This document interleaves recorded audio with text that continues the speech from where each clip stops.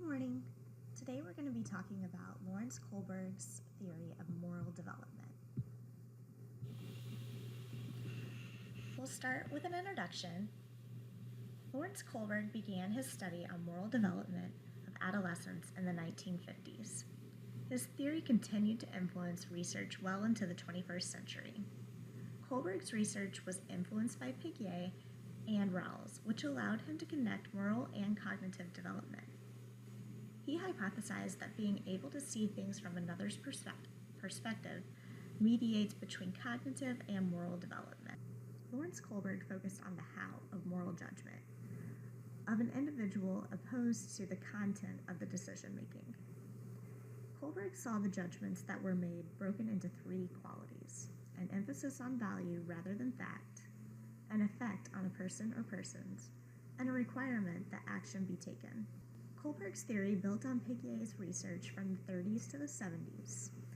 Kohlberg's theory of moral development revised Piaget's original 3 stages and added 3 advanced stages to his theory using a structure criterion that simply means stages appear in a specific order, regardless of the setting or experience. And not all individuals are going to advance through all of the stages. And we're not going to advance at the same rate. This theory is a 6-stage theory, but it's broken into 3 levels.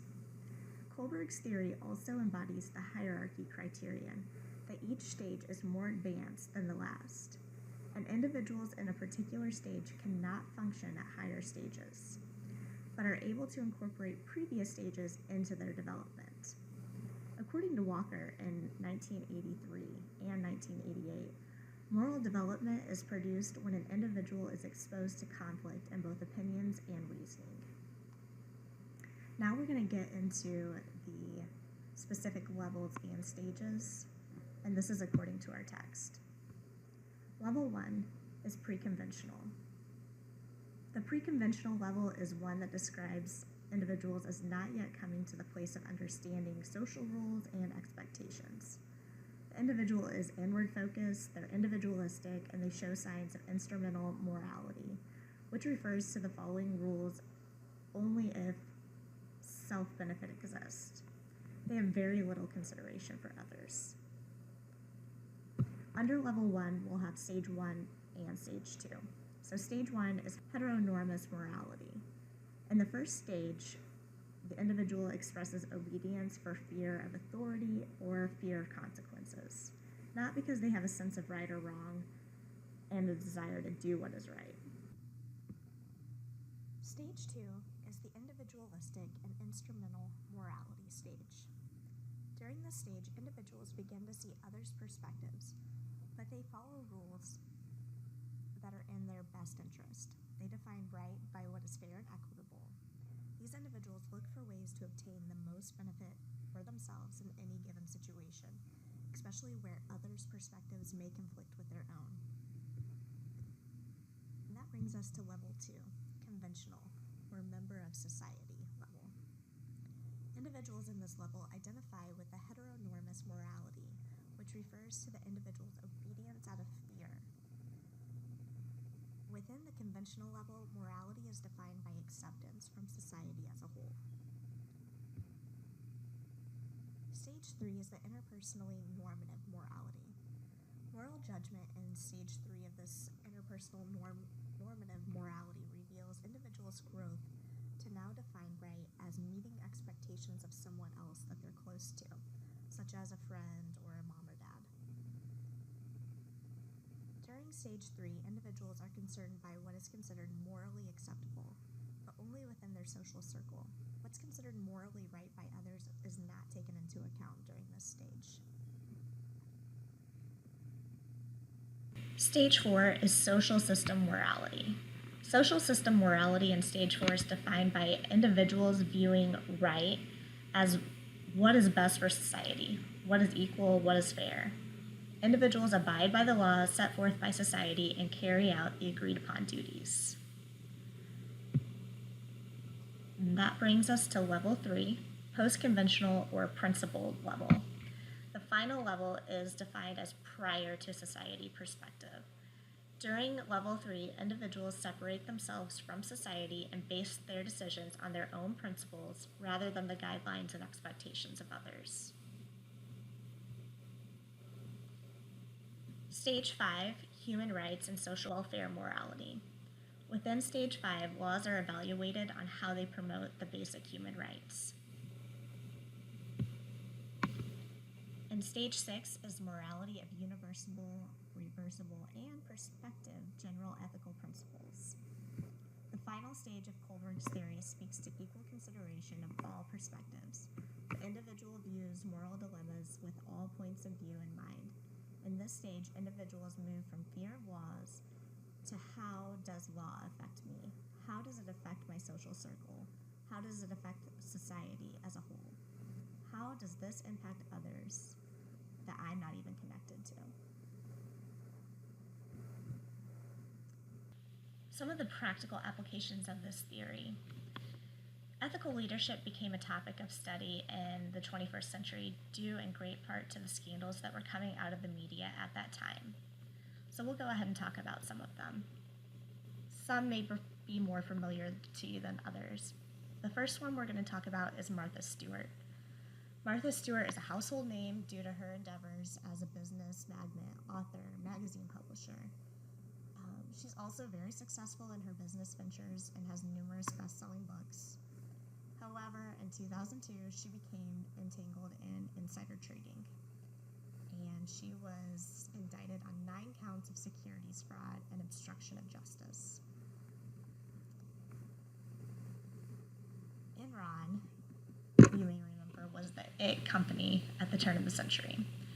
However, this Houston-based energy company toppled into a spectacular bankruptcy due to painstakingly planned accounting fraud made by its accounting firm, Arthur Andersen.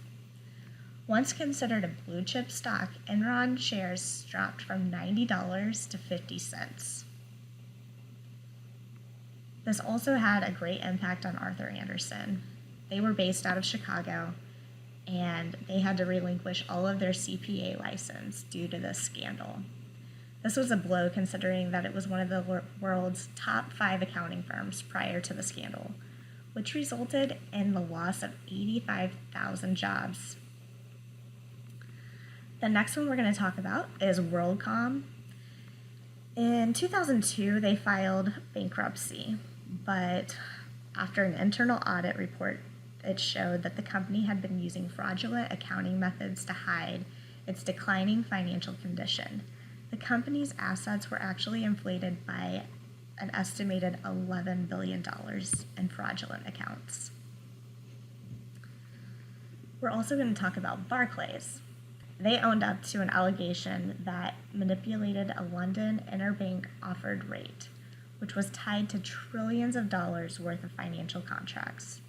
This issue led to the resignation of their CEO, and the company was asked to pay back $450 million. Banter was the second largest privately held commercial bank in the Dominican Republic in 2003. They ran into fraud and political corruption. This caused the Dominican's economy to go into a steep decline as the fraudulent bookkeeping and political influence of the administration from their former president and all of the major Dominican political parties resulted in a $2.2 billion deficit. There was also the Adelphia Communications Corporation. This Pennsylvania-based company was ranked as the 5th largest cable company in the U.S. before it went bankrupt in 2002 due to internal corruption.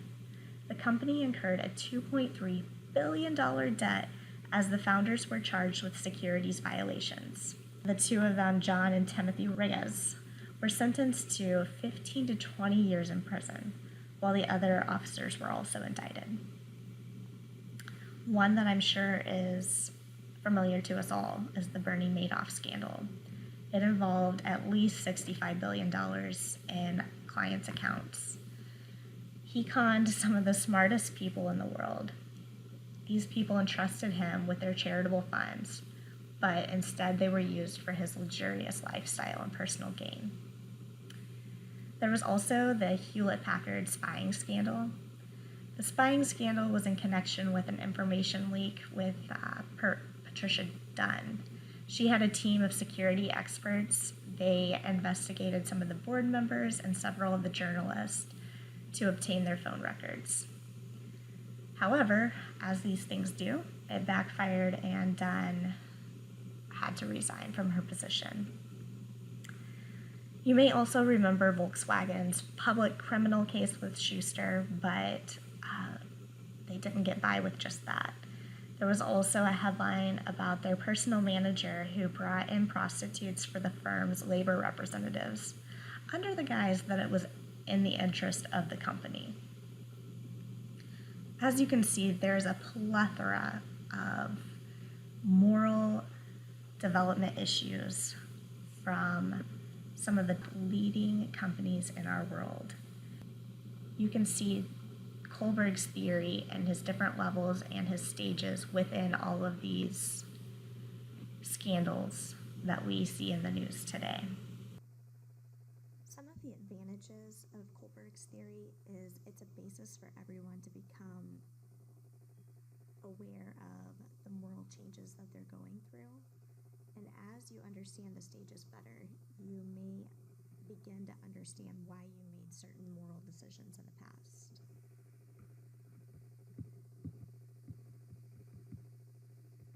Some of the disadvantages is that it was only tested on males and tested in the Western culture. This seems to insinuate that the moral law is above laws of society.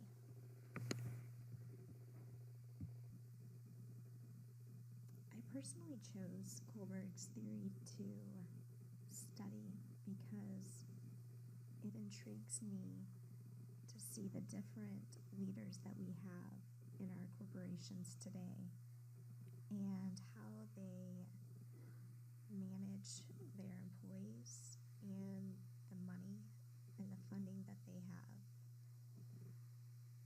And I would really like to know what it is within a person that allows them to make good moral decisions as opposed to the poor decisions that we see so much in the media. I think Kohlberg has done a good job of explaining how a person can go from low moral judgment all the way through the stages of actually caring about others and putting the society as a whole before yourself when you're making certain decisions. Thank you for listening.